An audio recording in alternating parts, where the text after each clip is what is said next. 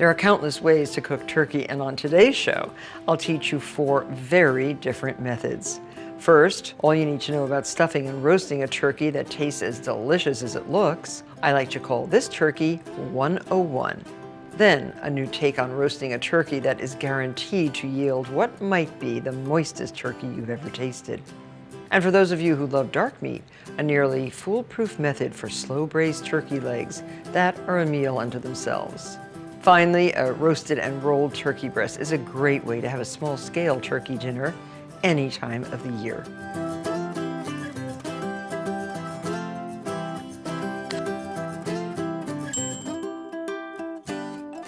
Now this is my classic method for roasting a turkey. The key to its success is soaking cheesecloth in butter and wine and draping it over the turkey's breast while the turkey roasts. It results in an exceptionally moist and flavorful and beautifully bronzed bird. So let's start with the stuffing. 4 onions, peeled, medium chopped. Sauteed in 1½ sticks of butter. Have 16 ribs of celery, chopped medium. That can cook along with the onions. So these are starting to cook. 2 loaves of country bread cut up into 1-inch cubes. And this can be day old. It's a little bit dry. And you can moisten the bread with about 6½ cups of stock. This can be turkey stock, vegetable stock. And I'm just moistening the bread, getting it to plump up a little bit. Dried bread really plumps up very nicely. Now there's quite a bit of salt and pepper, 2 teaspoons of coarse salt, and 4 teaspoons, or to taste. You might find that that's a little too much. It smells really good. 10 sage leaves, finely chopped. 2 cups of pecans, finely chopped, and 2 cups of dried cherries. These are really good in the stuffing. But you could substitute prunes, cranberries, dried cranberries. You could substitute apricots. And to get these even a little softer, add ½ cup of turkey, chicken, or vegetable stock to your vegetables. Does that smell good? And 3 cups of chopped parsley. Makes a fragrant, herb-infused, tasty stuffing. And now add your beautifully sauteed vegetables.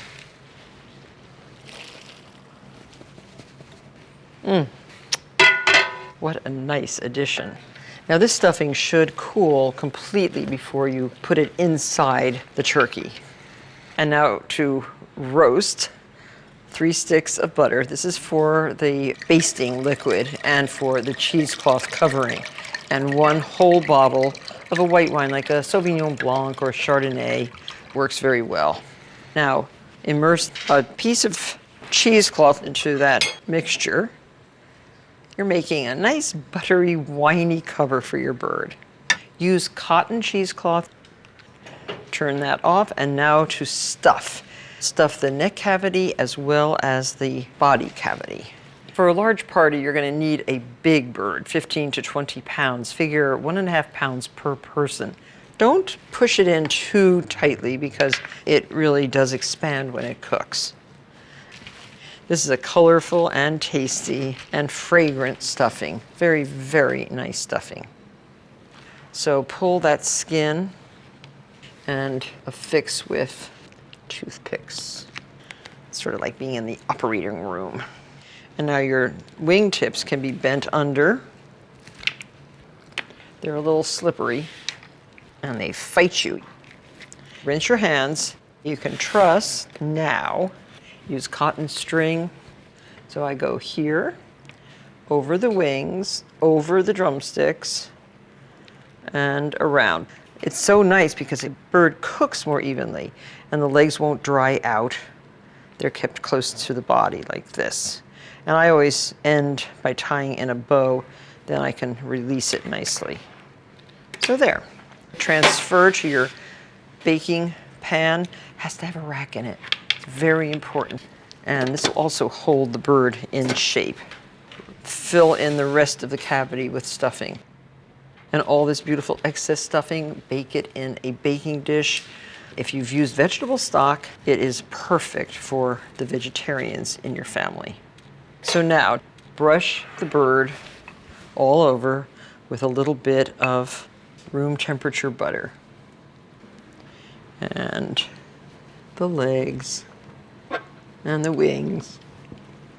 And now season with sprinkling of salt and pepper all over the skin. Now the draping. Actually squeeze out a lot of the moisture from the cheesecloth. And I put it in there in quarters, and I think it will still be in quarters. And now just drape this carefully over your entire bird. This goes into the 450-degree oven for 30 minutes. So now to baste, after you've reduced the oven temperature to 350 degrees, you can do this with a bowl baster, or you can use a big ladle. Make sure you get the cheesecloth really, really wet. You can also take a lot of the juices from in the pan and baste with those. 2 hours, 30 minutes. Every half hour, baste that cheesecloth. So now comes the time to take the cheesecloth off the bird and then brown it so it gets that beautiful mahogany glaze. Ah, lovely. You can just discard this. I have a bowl right here. And this goes right back into your 350-degree oven, and you continue to baste every 15 minutes or so until the skin is just the color you want it, and the interior temperature is 165 degrees.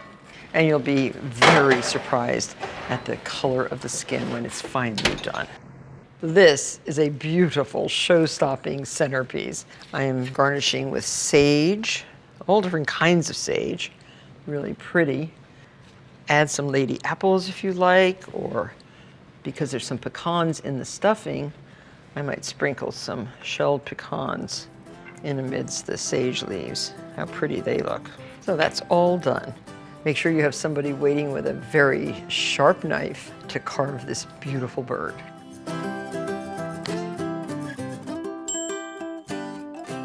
There are those naysayers who claim they don't like turkey because it's always dry. Well, that's definitely not the case if you roast your bird wrapped in parchment paper. To create a cozy steam packet is very, very easy. Once nearly cooked, you rip open and crank up the heat to brown the skin until it's crackling crisp. Start with a 14-pound turkey. This is a good size for the average family. And I've decided to stuff this particular turkey with a sausage pear stuffing. About 6 cups fit in the cavity. And don't pack it in too tightly because it will expand while it's cooking. And you can turn your turkey over and secure the neck skin with a couple large toothpicks or skewers. This helps keep the skin in place and the stuffing in the cavity. There. And now a lot of these turkeys have the wings clipped so that you can tuck them under the breast. Now push them under like that, and then you can truss. Take a piece of twine, and I go underneath here, up over the drumsticks like this, and just tie the legs together. You want to keep everything kind of compact so that everything roasts evenly and nicely. So there, that's very good. Take some softened butter. I'm using 6 tablespoons for the breast, and really brush the skin generously with the butter. Do the whole breast and the wings and slather it on. Place your bird on the middle of a 40-inch piece of parchment paper that's 16 inches wide. And you're not finished with the butter. 2 more tablespoons, so basically you're using 1 whole stick of butter, and just do this middle part so that the underside does not stick to the parchment. There. Lift carefully and hope it doesn't slither out of your hands, and plunk it down right here. And now fold the first piece.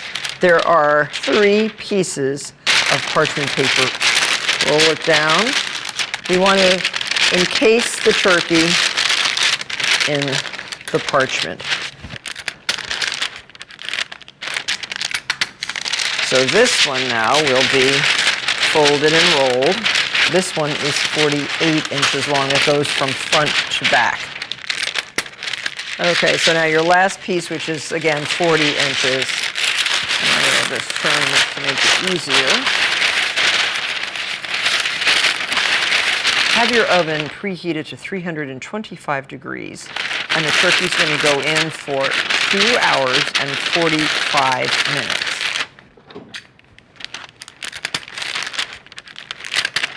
So get this into the rack, and now into the 325 degree oven, 2 hours, 45 minutes. So now this has been in the oven. Time to open it up.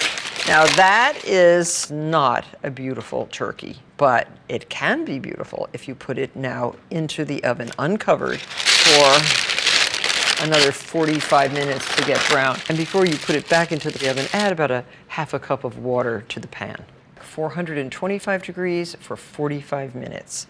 No basting, nothing. The thermometer should read, when inserted into the thickest part of the flesh, 165 degrees for turkey. Perfectly roasted, moist, parchment wrapped turkey. It's a very good turkey recipe and you should try it.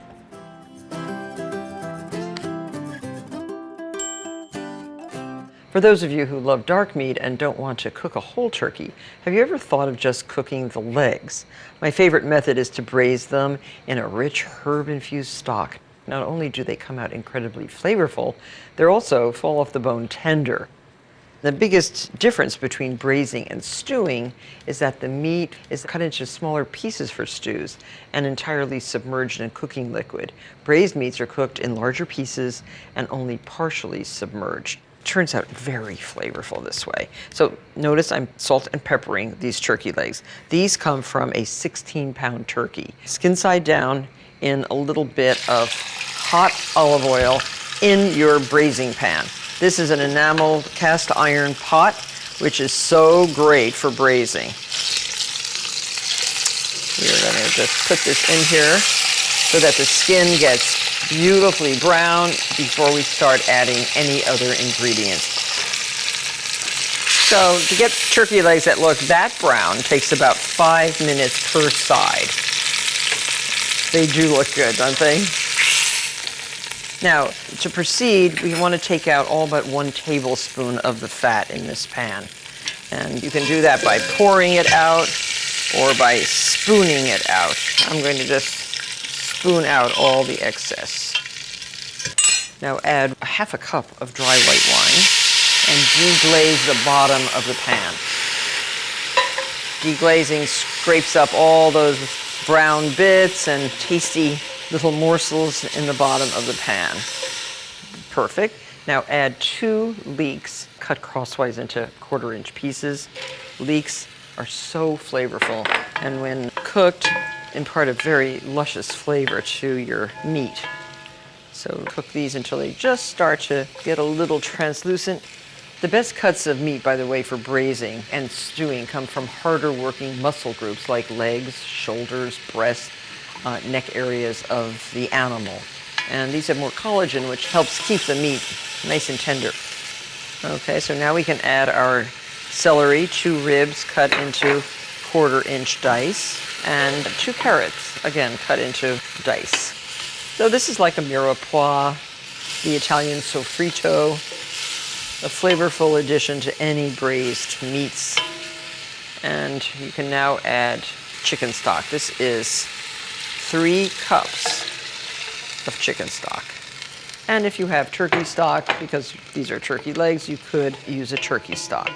You can add bay leaves, at least 3 or 4, 3 or 4 sprigs of fresh thyme, and some nice plump sage leaves. All of this really does enhance, again, the flavor of what we are braising. Turkey legs. Bring that to a boil and reinsert your turkey legs. Start off by braising these skin side down. Have your oven preheated to 300 degrees. After 40 minutes, we're going to turn them over and cook them for another 40 or 45 minutes. And so this is it. The hard work is done. So here are our gargantuan turkey legs. They really do look great. Now, if you're going to splurge and have one per person, serve right onto the plate. Can you eat that?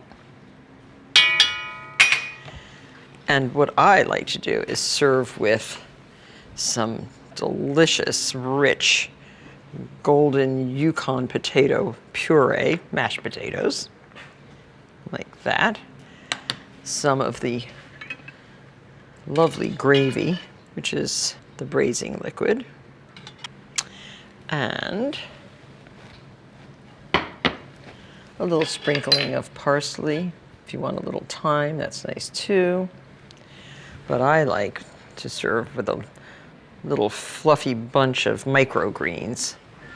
Kind of an odd addition to a giant turkey leg. Anyway, that looks really great. And no need to make a gravy since there's a sauce built right in. Enjoy.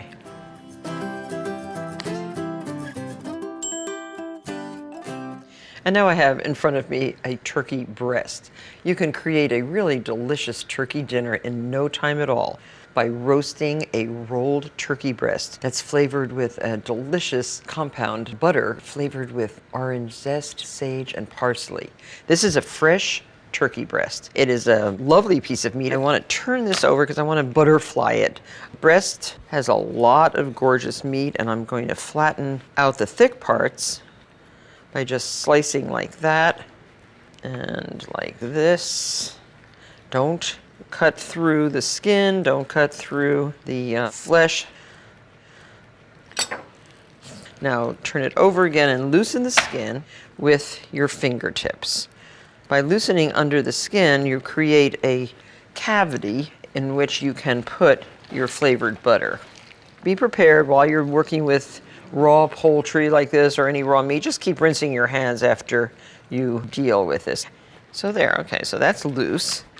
And now for the compound butter. 6 tablespoons of softened butter, unsalted, with a zester like this. Just take off the skin of a nice, big, bright-skinned orange. It's very flavorful. Zest adds such a nice flavor to the turkey meat. And always zest before you cut the orange and juice it. It's very hard to zest a squeezed orange skin. There. You're going to need the juice of the orange too, so you can juice the orange at this point if you like. You can just squeeze the juice. You can use a reamer for this. You can just reserve this for later when you're making the gravy. And into the butter and orange zest, put some salt and pepper and some chopped parsley and chopped sage. This is so good. So here we have our compound butter. And take half of this and insert it under the turkey breast. You just put a quarter of it under this side, a quarter under this side. And then you can kind of flatten it out through the skin. So now turn this over, flatten it out as much as you can. I would put a little bit of salt on the meat, not too much, and a little bit of the pepper and the rest of the butter. Slather it all over the meat. And if the butter is at room temperature, it's so easy to spread it, so easy to deal with it. Now the rolling. Roll the short end up. And we try to get a roll that's of even thickness. And now to tie. Start on one end, and then you can put this around your hand like this and pull tight. What you're trying to do is hold it in place, make it of a uniform circumference, It's the same stitch that an embroiderer uses when you finish off the edge of a blanket. That's why it's called the blanket stitch. So there, that looks extremely neat. And take this string underneath and tie right here to finish it off. And there, that looks great. So now this goes into an oven-proof pan. A skillet like this works very, very well. And have your oven preheated to 400 degrees. So big, thick slices, 1/4 inch thick slices of onion as the base for the pan. This adds flavor and also some nice vegetables to eat. Carrots, you can just put these around. You're making kind of a vegetable-lined grill pan for your lovely turkey breast. And put the breast right on top. And now add 1 cup of chicken stock. If you have turkey stock in the freezer, use that.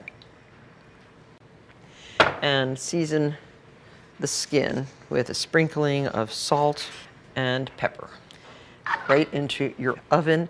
Baste every 15 minutes until the interior reaches 150 degrees, about 1 hour and 30 minutes.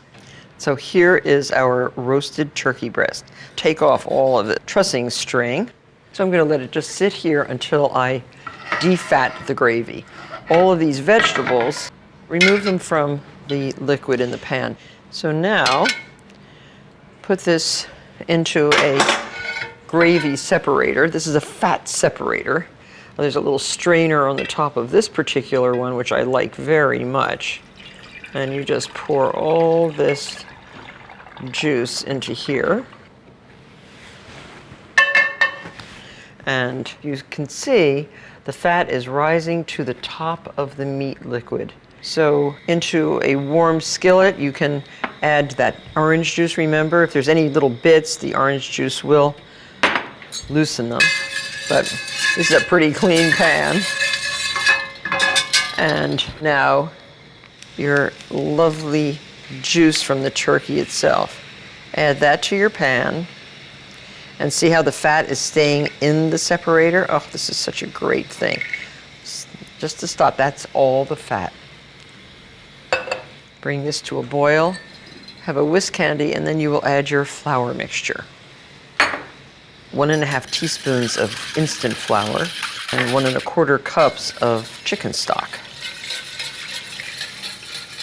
This is a very good method for a lumpless gravy.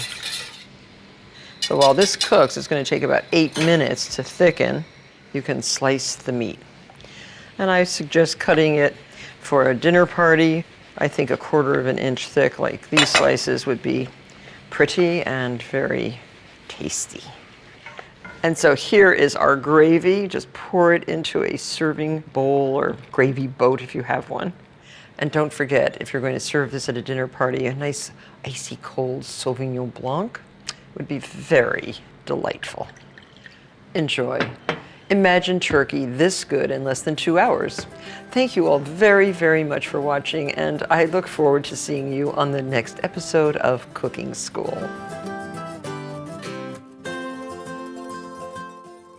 Toast 2 slices of your favorite white sandwich bread. Spread both sides with mayonnaise. Layer 1 slice of bread with iceberg lettuce. Top with tomato and crisp bacon.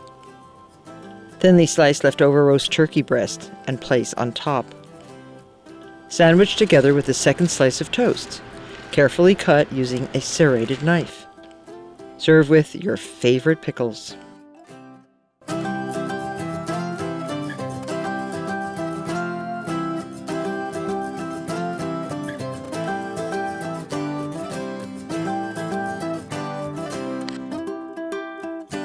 Scalloped potatoes are thinly sliced potatoes, cooked in milk, and then baked in a cream mixture and topped with cheese until browned and bubbling.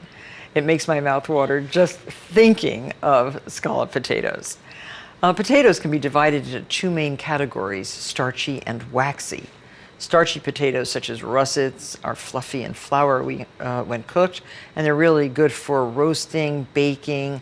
Waxy varieties such as new potatoes and fingerlings are low in starch and have a creamy texture and hold their shape well when cooked. That's why for scalloped potatoes, we are using a Yukon Gold.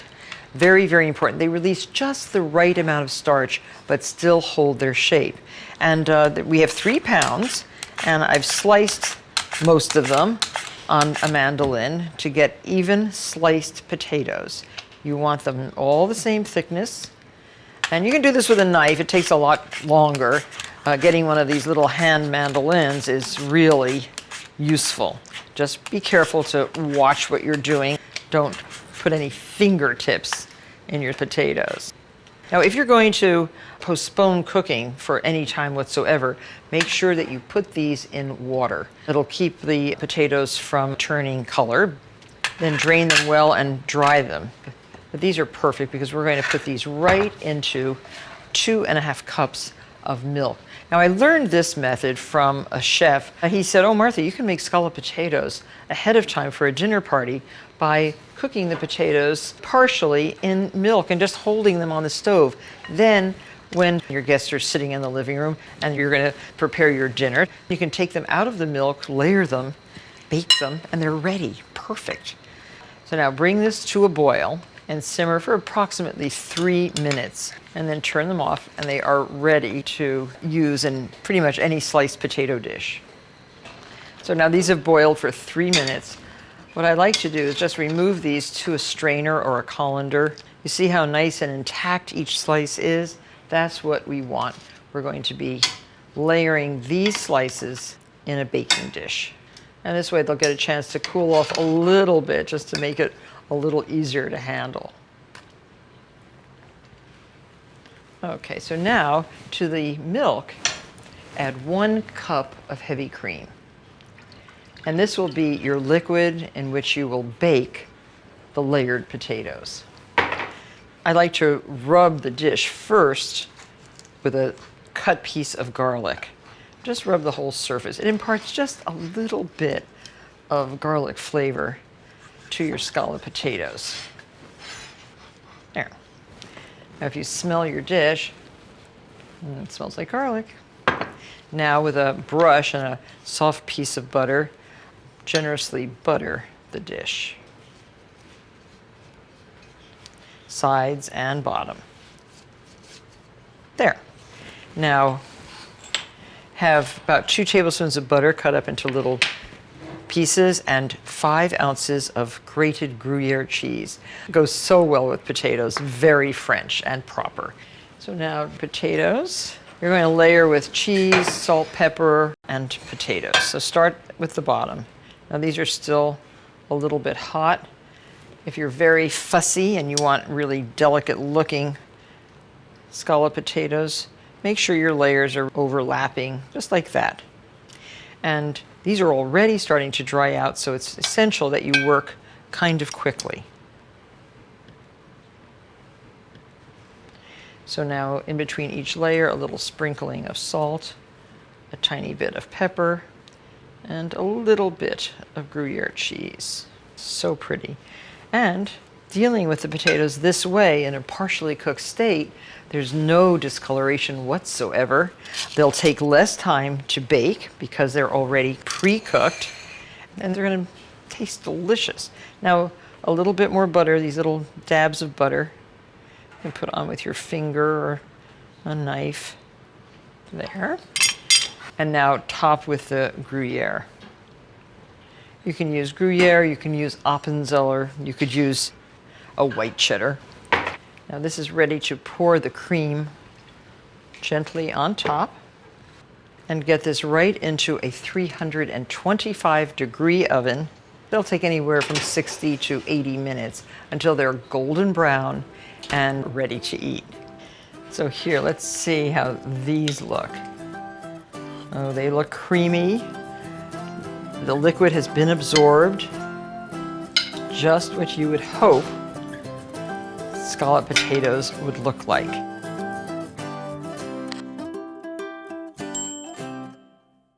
Every family has its favorite recipe for potato salad. Today I'm sharing a Castira favorite.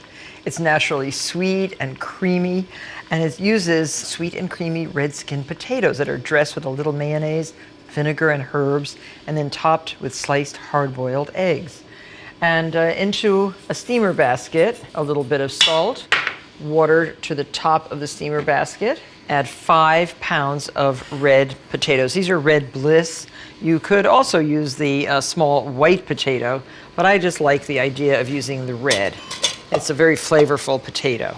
Don't skimp on the water underneath the basket. Make sure you have plenty because you don't want that to boil away during the 25 minutes or so that it takes to cook the potatoes until they're tender to the point of a sharp knife.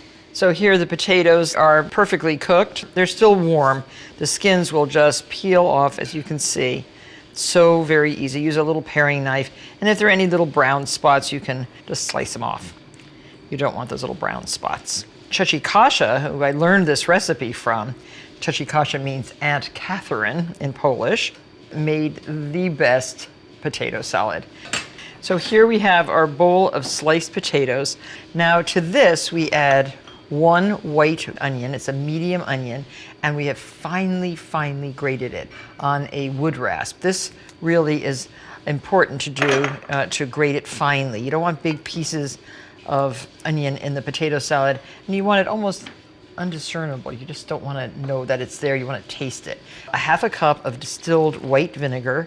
You could use cider vinegar, but Cioci Kasia always used white vinegar in her potato salad. She also used about a teaspoonful, a little heaping teaspoonful of sugar, and about a half a teaspoon to a teaspoon of salt. So I'll do a little bit more than a half a teaspoon. Lots of black pepper. And 1 cup of mayonnaise mixed with about a cup of buttermilk. Now sometimes if she didn't have buttermilk, she would use water, but I like using just the buttermilk. And you can use a low-fat buttermilk or a whole-fat buttermilk. And if you don't have buttermilk, you could use whole milk thickened with the white vinegar that you just poured into the salad. That makes a very tasty homemade buttermilk. So see how nice and creamy that looks without being cream? And now add your potatoes. And we're not going to stir, we're not going to use a spoon on the potatoes. The way we're going to mix is to pour back and forth from bowl to bowl. You can also add some chopped cornichon or sliced cornichon. You could also use dill pickles, very finely chopped, which are very delicious, or you could use a sweet gherkin also. So here we're just going to pour from bowl to bowl.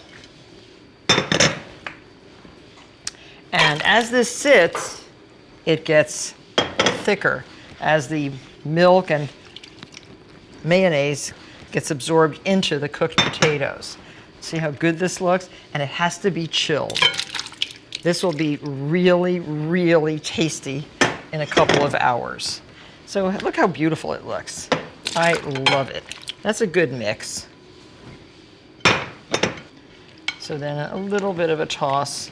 Looks watery, but this will get absorbed into the potatoes as they chill. If using a mayonnaise-based dressing, it's best to let the potatoes cool a little so that the mayonnaise doesn't melt and become oily.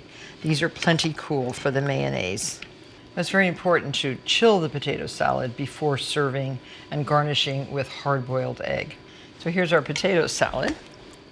And put this into your serving bowl. And again, sometimes Cioci Kasia, Aunt Catherine, would garnish with hard-boiled eggs if it were for a picnic, or if she were selling this in the deli, there would be no hard-boiled eggs, just a sprinkling of parsley and sometimes dill.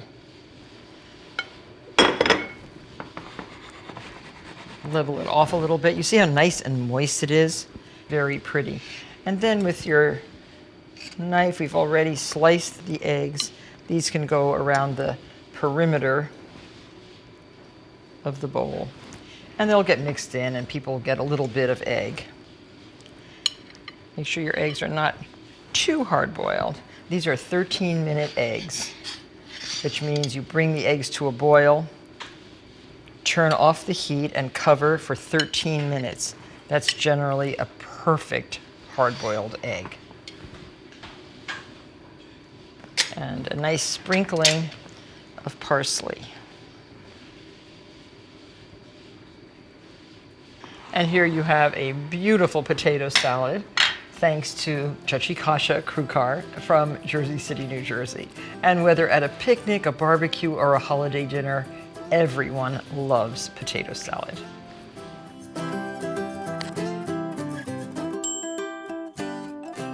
If you think your mashed potato recipe needs an upgrade, this silky and creamy potato puree is just the thing. Potato purees may sound simple, but there are a few tricks to achieving a rich, velvety, smooth texture. And today I'll be pureeing russet potatoes from Idaho with brown butter and cream. And the result, well, it is smooth and glorious. So peel your russet potatoes. We need 3 pounds of potato. And the reason we're using this kind of potato is because they're dry when they cook. And you want a dry, not waxy kind of potato for the smoothest, silkiest purees. And this should just be cut into pieces of a uniform size. So basically in half again, and then in pieces. Have a large kettle fitted with a steamer basket and water in the bottom. You can see what I'm talking about here. I love these steamer baskets. They are so, so useful in the kitchen. Very essential for all kinds of vegetable cookery, and potatoes, well, they steam very well. Now, if you were adverse to peeling your potatoes, you can steam whole potatoes, 3 pounds, right in here. They'll take a little longer, but they work very, very well. So now cover and let steam until very tender to the point of a sharp knife. Now, the next step is to make your brown butter. 1½ sticks of butter over a low flame until the milk solids in the butter turn a nutty brown. It takes a little while, but this will impart a really amazing flavor to your potato puree. And in a strainer fitted with a little piece of cheesecloth, add 2 cloves of garlic and about 6 sprigs of thyme. Your brown butter is going to be passed right through this, and the butter then will taste a little bit like garlic, a little bit like thyme, and a lot like brown butter. So here is our brown butter. It is a really nice, nutty brown color. Pour this butter over the garlic, hear the crackling, and over the thyme. And add your 1½ cups of heavy cream. All of this into a saucepan. Now heat this up, because this is the liquid with which your potato puree will be thinned and smoothed. Press out all the goodness. The infusion of the garlic and thyme in the butter and cream seems like such a little thing, but it really makes a difference. So I'll leave this on low while I smooth the potatoes. So the potatoes are done. Take the entire steamer basket out and just let them sit for a minute or two, just to cool off slightly. You don't want them cold for the next step, because we're going to just gently mash them, breaking them up a little bit so that we can then push them through a strainer. Now, you can use a food mill, which acts sort of like a ricer. A ricer, you put the potatoes in and the potatoes come out in little pieces all the way around. Or you could use a tamis, which is a classic French tool that you use to smooth out any kinds of purees. And this is a little too fine for what we're doing, but these chinois come in different textures also, and you could probably use that if you have one. But I find that pretty much everybody has strainers of different gauge screen. This is about a 32nd of an inch screen, and this goes down to much smaller than that, maybe a 64th of an inch screen. Very fine. This is our last pass through. So start with your potatoes, just put them in a bowl. And now the russets, I am just mashing, and to make all of this go through the strainer quickly, you can add about a cup of your milk and cream mixture. Now that's not traditional, and French chefs out there, don't get mad at me, but we find that it just works faster.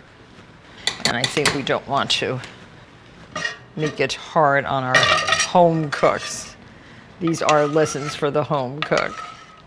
So I will add, a scoop, maybe a scoop and a half. Now this is the old-fashioned potato masher. Sundays, before the chicken or the pot roast or the roast beef came out of the oven, this was my job to make the smoothest, most delicious mashed potatoes ever with this. I wasn't happy with the result. It was always a little bit lumpy. That's why we've elaborated on a technique, and we're going to put this now through the strainer. Now, very, very important. Don't think that you can use a food processor or a blender. They are way too vigorous and will make glue out of your potatoes. They cause too much starch to release, and a gluey texture results. But look what's coming out, a very fine textured puree. This now goes right into the finer strainer. So you see, this is the last of the potato to come through the sieve. And it is really good. Now it's time to mix the potatoes with the brown butter, garlic, thyme, cream, and milk mixture. A ladle at a time. Takes a little while for the potatoes to absorb this cream.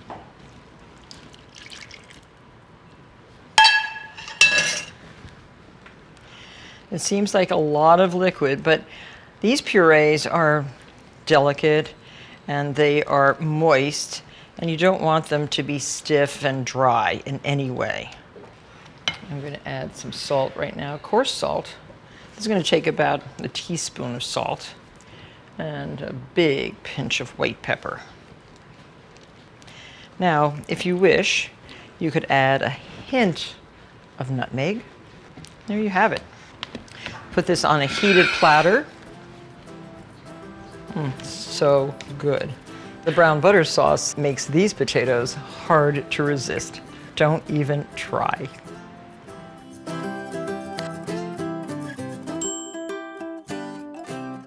With just a few easy steps, these smashed potatoes are a cinch to make. These golden potatoes are crispy on the outside and creamy on the inside, and in my opinion, one of the best ways to enjoy potatoes. We've steamed the potatoes for the other recipes, but for this recipe, we are boiling them. And it only takes about 8 to 9 minutes for uniform potatoes such as these. Use potatoes that are no bigger than 1.5 inches across. And we're using white potatoes, which are really yellow-skinned. We're using red bliss potatoes, which are red-skinned. And we're using a little blue potato, which is purple-skinned. Inside the flesh is blue. And we put this in a pot of water that's over a high flame and bring to a boil and cook until the potatoes are soft to the point of a sharp knife.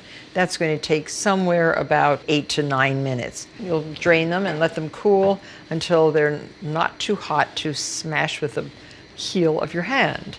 Now we have some that are already done, so I can just proceed with the recipe. Oil a baking sheet like this with olive oil. And here's our potatoes. And you just take your hand like that and smash, just like that. A white one, a purple one, and here's a red one. And these can be put quite close on the baking sheet. They're not going to grow or expand or do anything like that. And just They look like little flowers, kind of smashed flowers on the baking sheet. And they heat in the oven so nicely. They roast now. And if they're too hot, use a little towel, a little piece of towel over the potato. But it's better, I think, to let them cool enough so that you can handle them. Now, there's just 2 pounds of potatoes here. They should all fit on this baking sheet. And then just sprinkle a little tiny bit more olive oil on the tops. Sprinkle with a little bit of salt and pepper and some thyme leaves. Put them in a 425 preheated oven and roast for, about 25 minutes. Now just strip the leaves off the stems and sprinkle, making sure that each potato has a little bit of thyme on it. So there, these go straight into your oven. Now you could substitute rosemary or parsley if you prefer those herbs to thyme, but I love potatoes and thyme.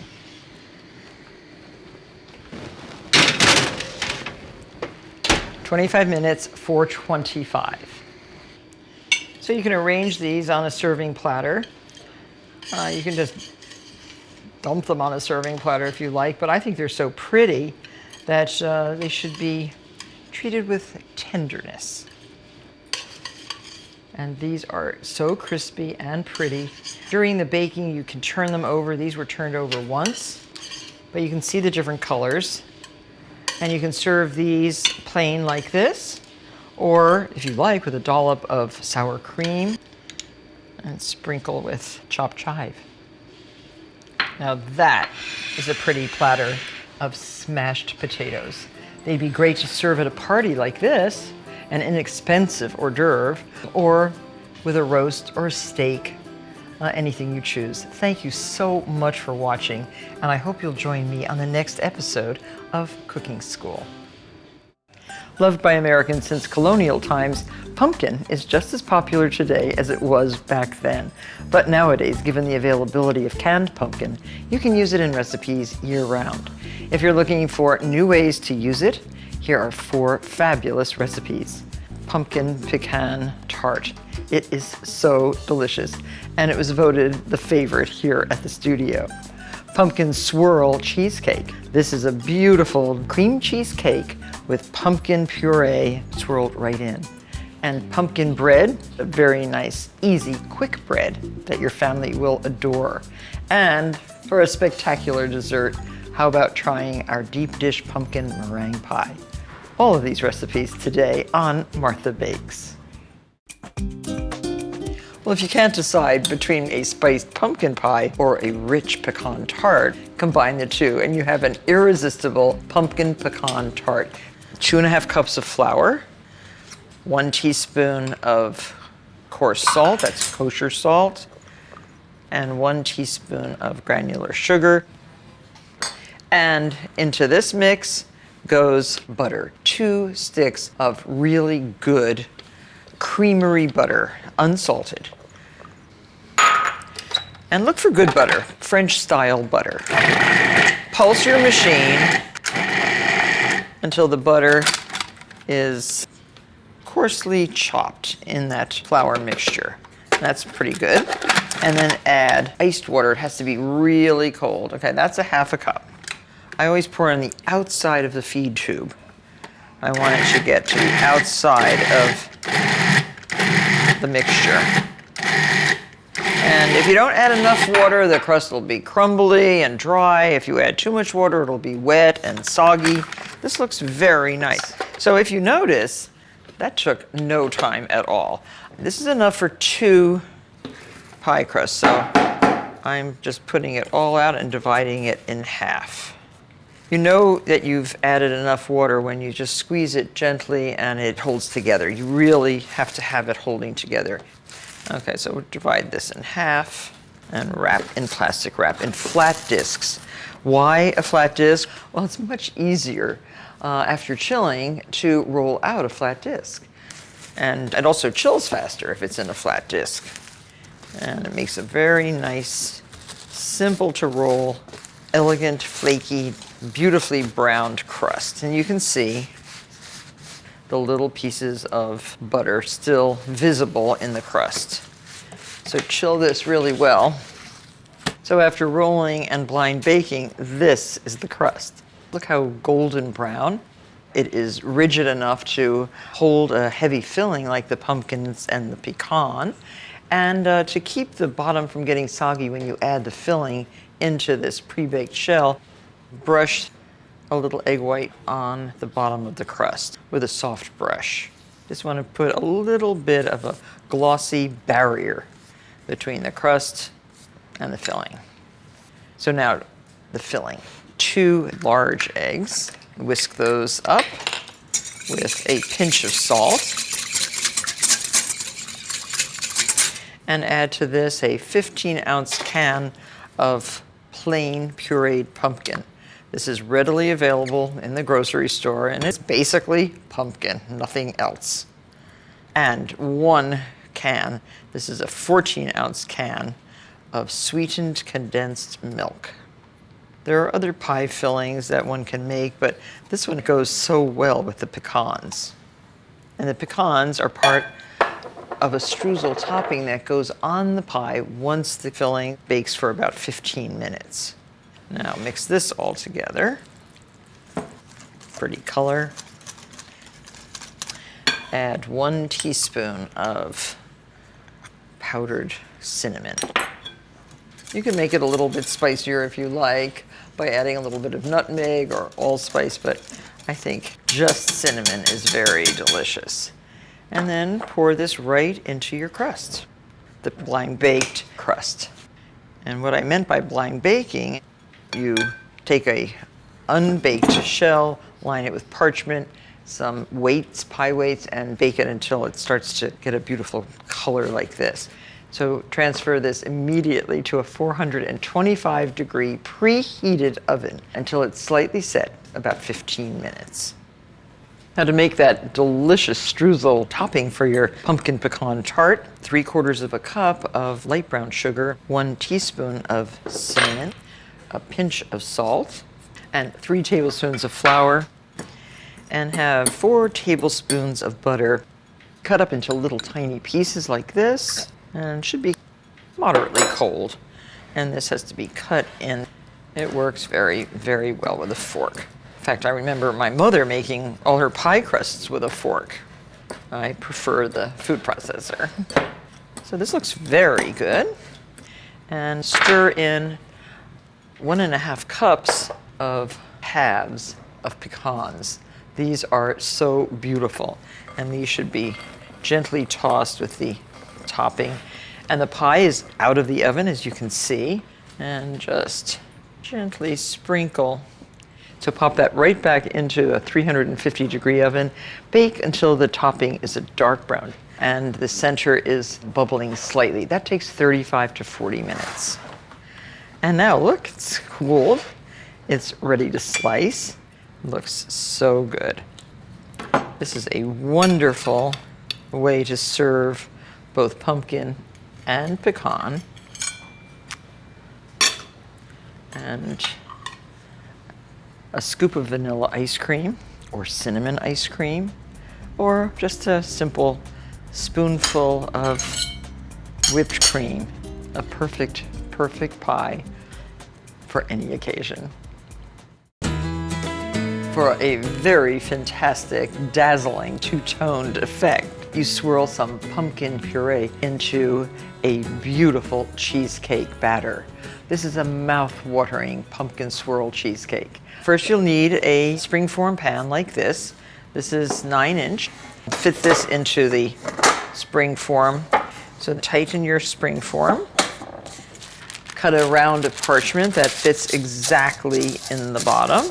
So now your pan is ready for the graham cracker crust that fits right down in the bottom.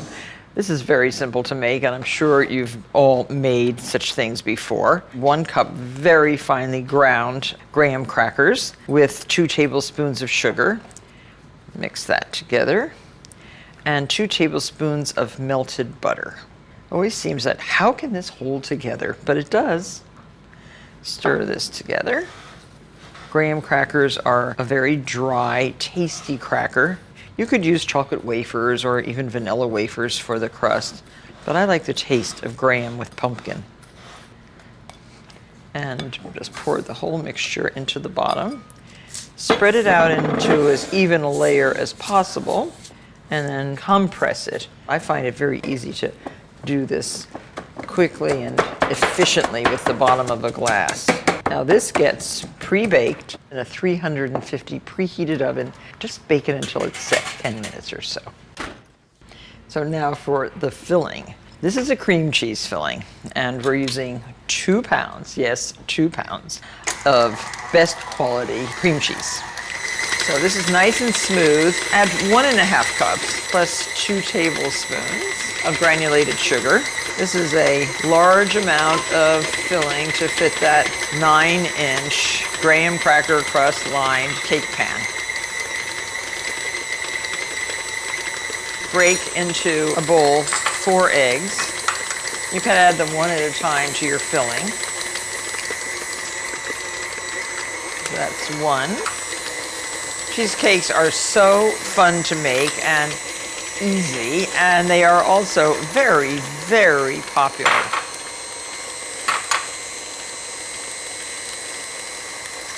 And there goes the 4th egg. And don't forget 1 teaspoon of best quality vanilla and a pinch of salt. So scrape down your bowl. That's the filling. How simple is that?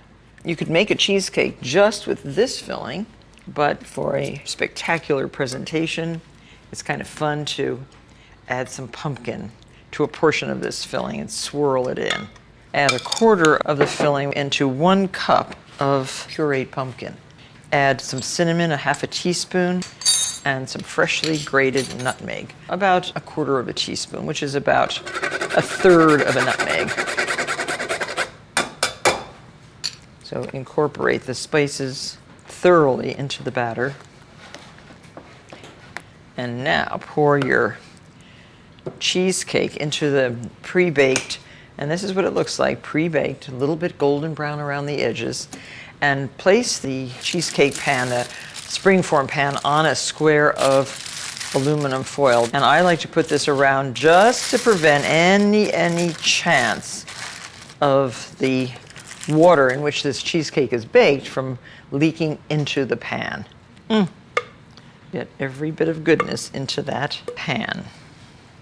So here we have the base, into which we will now put dollops of pumpkin. You can dot this over the top and just use up all the pumpkin mixture. And then with the skewer, swirl into the base, just like this. And it does get that pumpkin all the way down through the cake. Very nice. Put this in a roasting pan like this with high sides. Transfer to a 325-degree oven. Once it's on the oven shelf, then pour in your boiling water. This is creating a bain-marie effect in a roasting pan. Bake that at 325 degrees until it's slightly wobbly in the center of the cheesecake. That'll take about 75 minutes. So let the cheesecake cool completely. Refrigerate uncovered for at least 24 hours. Run a knife all the way around the perimeter. Release the springform ring. And there you have a really beautiful cheesecake. Slide it onto your serving platter or pedestal. And there you have a spectacular cheesecake for any occasion. I'm just measuring 3 1/4 cups of flour for a really delicious, delicately spiced pumpkin bread that I think you will enjoy very much. It's the perfect example of what's known as quick breads. No fuzzy yeast, no kneading required, and it's delicious straight out of the oven, but it's even better the next day after the flavors of the spices have had a chance to develop. So 3 1/4 cups of all-purpose flour, 3/4 of a teaspoon of salt, 2 teaspoons of ground cinnamon, and one of my favorite spices, allspice, 1/4 of a teaspoon, 3 teaspoons of baking powder. Make sure your baking powder is fresh. And now a 1/2 teaspoon of baking soda, 1/2 teaspoon of freshly grated nutmeg. And it's about 1/2 a nutmeg. There. So I'm whisking with a wire whisk, and these are our dry ingredients ready to incorporate into our wet ingredients, which I'll make right now. So 1 can. This is a 15-ounce can of pumpkin. Now we've been using this in all our pumpkin recipes. And by the way, here's a surprising fact about canned pumpkin puree. Most manufacturers make it from 1 or more kinds of squash, which can be less stringy and richer in sweetness and color than most pumpkins. And 1 cup of dark brown sugar. Cream the brown sugar and the pumpkin, and 1 cup of granulated sugar also. 4 large eggs. And we've changed the typical quick bread recipe to make it, I think, even more palatable and delicious by substituting melted butter, 12 tablespoons of melted butter, for an equal amount of vegetable oil or shortening. I really prefer the taste of butter, and I'd rather use a good creamery butter than oil in my bread. So just let this get nicely incorporated. And now you can add your butter. And then you can start spooning in your dry ingredients, alternating with a 1/2 cup of buttermilk.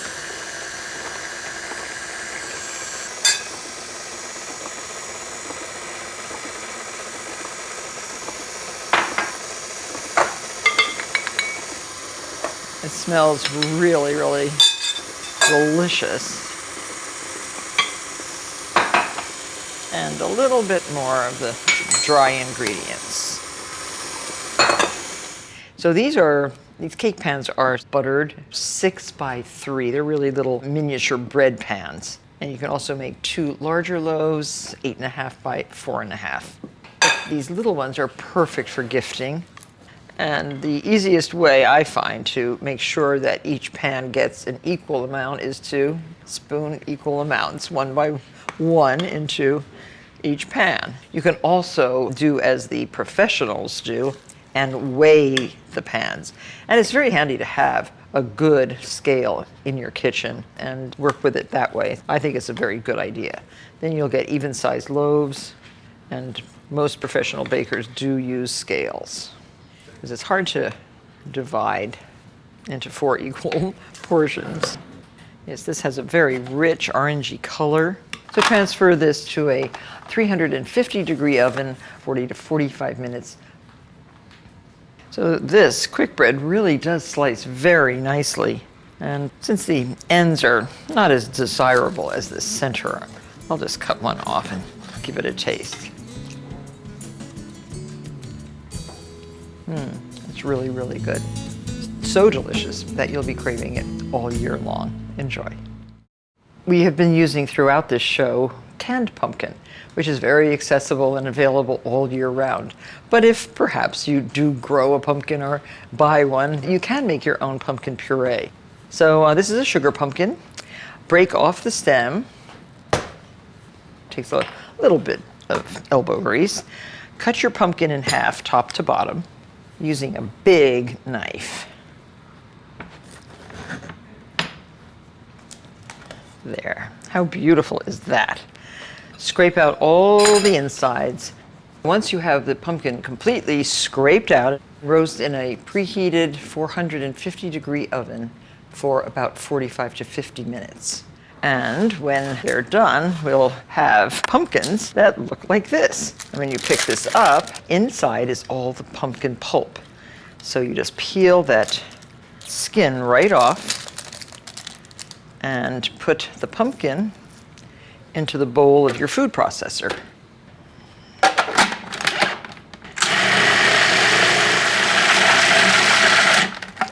And now, because this is moister than canned pumpkin, I suggest putting it into slightly damp cheesecloth and letting it just sit and seep.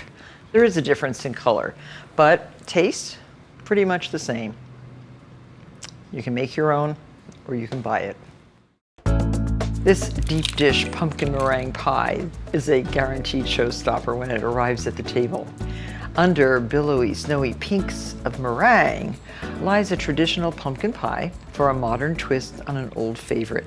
And it isn't too difficult to make. What you need is a good pumpkin pie filling, a pre-baked deep crust, and 8 egg whites for the meringue. So start with the filling. This filling is 3 eggs. It's 3/4 of a teaspoon of cinnamon. It's 3/4 of a teaspoon of ground ginger, 1 teaspoon of vanilla, a big pinch of salt, and 1/4 of a teaspoon of freshly ground nutmeg. Nutmeg just smells so much better when you freshly grate it. So that's enough. Nutmeg. Stir this in with the eggs. 3/4 of a cup of light brown sugar, packed. These brown sugars tend to dry out really quickly. So mix the sugar in. And 1 tablespoon of cornstarch. Now, this might seem surprising to you, but it does help keep that pumpkin filling nice and firm. And where's the pumpkin? You say, well, you need a 15-ounce can of pumpkin or 15 ounces of homemade pumpkin puree.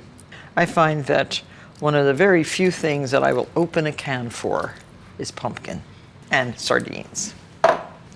But for this, pumpkin in a can is very good. Stir that in.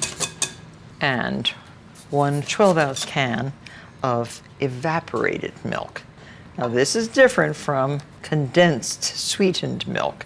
This is evaporated milk, which is a little richer, a little thicker than regular whole milk, and results in a silkier, smoother pie filling. It's canned homogenized milk that's been heated until 60% of the water has evaporated. So there. What a nice filling. And this goes right into your prepared crust. Pour it in. So now this goes into a 325-degree oven. Bake until the center is slightly wobbly, but the custard is set. That takes about 50 to 55 minutes. Now, some of you might find it difficult to get this pie over to your oven without spilling. I have a little secret way that I do it. You look at the oven. You do not look at the pie.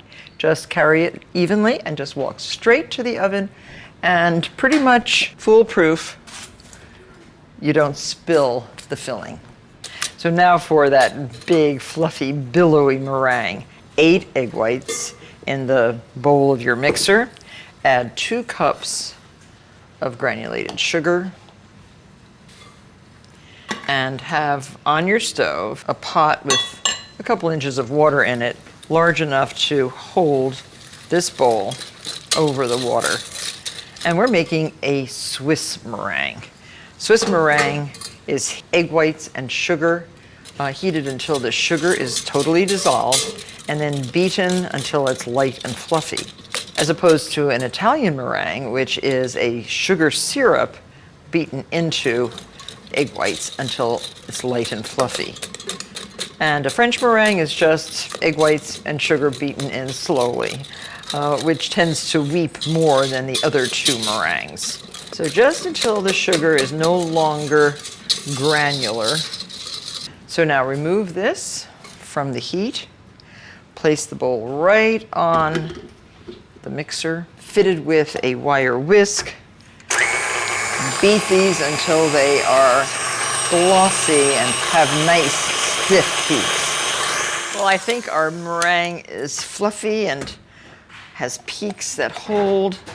Now this meringue, by the way, you can use on your lemon pies and your chocolate pies. It is really beautiful. Now spoon this right on the top of your cool baked pumpkin pie.